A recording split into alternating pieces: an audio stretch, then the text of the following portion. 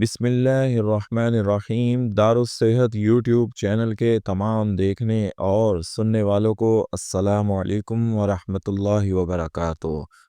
سامعین کے نام، ہمارے دوست کے ایک بہت ہی اچھے دوست جو کہ قرض کے دلدل میں پھنسے ہوئے تھے اور قرض جیسے موذی مرض کے نیچے دھسے ہوئے تھے، اور قرض لینے والوں نے دن رات ان کی زندگی کو اجیرن بنا دیا تھا۔ انتہائی پریشان تھے، گزر بسر مشکل سے ہو رہی تھی، لیکن قرض لینے والوں نے تقاضۂ قرض کے چکر میں ان کے دروازے بجا بجا کر انہیں ہلکان کر دیا، اور وہ دن اور رات جو ہے اسی سوچ بچار میں بیمار ہو گئے کہ میں یہ قرض کہاں سے ادا کروں، جو کہ تقریباً 7.5 لاکھ روپے تھا۔ یہ انہوں نے قرض اپنے مکان بنانے کے لیے لیا تھا، اور پھر آہستہ آہستہ معاشی ابتری اور ملک کے حالات کی وجہ سے ان کے حالات خراب ہوتے چلے گئے، اور یوں 7.5 لاکھ کا قرض یہ واپس نہ دے سکے۔ اب جس نے انہیں قرض دیا تھا، کسی نے 2 لاکھ، کسی نے 4 لاکھ، کسی نے 50,000، کسی نے 1 لاکھ، وہ سارے ان کے دوست احباب اور رشتہ دار عزیز تھے، لیکن قرض لینے والا جو ہے وہ حالات کی وجہ سے اب زیادہ مہلت نہیں دیتا، اس لیے سبھی لوگوں نے اپنا قرض واپس مانگنا شروع کر دیا، اور وہ بھی اس طریقے سے کہ دن رات انہیں فون کرتے، ان کے گھر پر آ جاتے، اور چند ایک لوگوں کے سامنے ان کو ذلیل بھی کرتے۔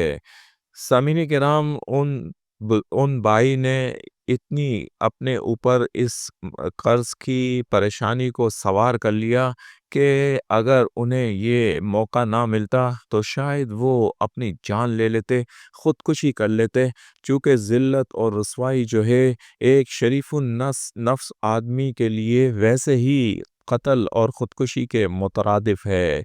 سامعین کرام، اسی کشمکش میں ہم انہیں اپنے ایک بہت ہی پہنچے ہوئے اللہ والے بزرگ دوست کے پاس لے کر گئے، اور انہیں ان کے مسائل کے بارے میں بتایا، ان کے قرض کے بارے میں بتایا، ان کی پریشانی کے بارے میں بتایا۔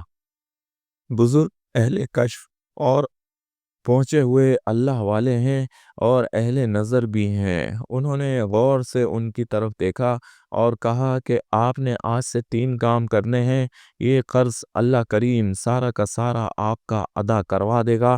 آپ مجھ سے وعدہ کریں کہ یہ 3 کام کریں گے، تو پھر میں بھی وعدہ کرتا ہوں کہ آپ کا سارا قرض اللہ کے ذمہ ہے۔ سامعین کرام، اندھے کو کیا چاہیے؟ 2 آنکھیں۔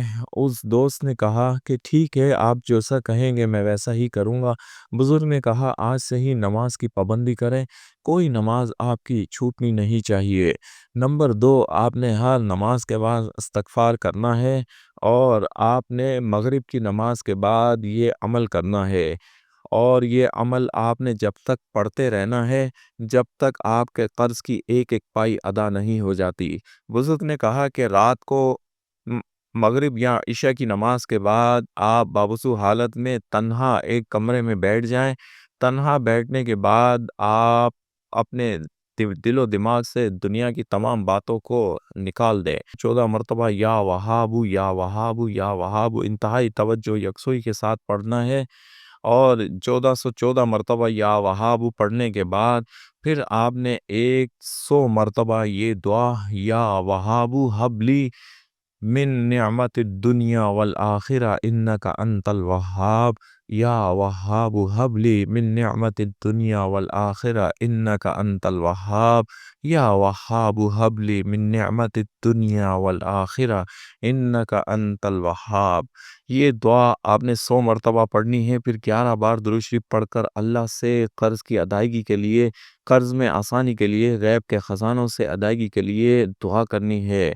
آپ نے یہ عمل مغرب یا عشاء کی نماز کے بعد تنہا کمرے میں بیٹھ کر کرنا ہے، اور جب تک آپ یہ عمل کریں گے، جب تک یہ وظیفہ پڑھتے رہیں گے، جب تک اللہ کریم آپ کا سارا قرض ادا نہیں کر دیتا۔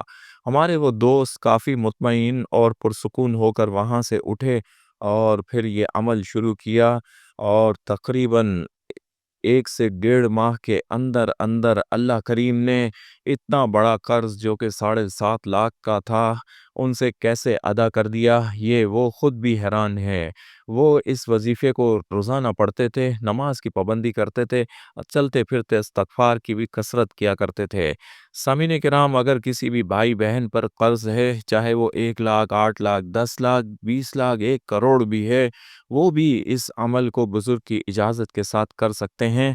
और फिर देखें कि ये अमल नहीं, एक मुअज़्ज़ा है।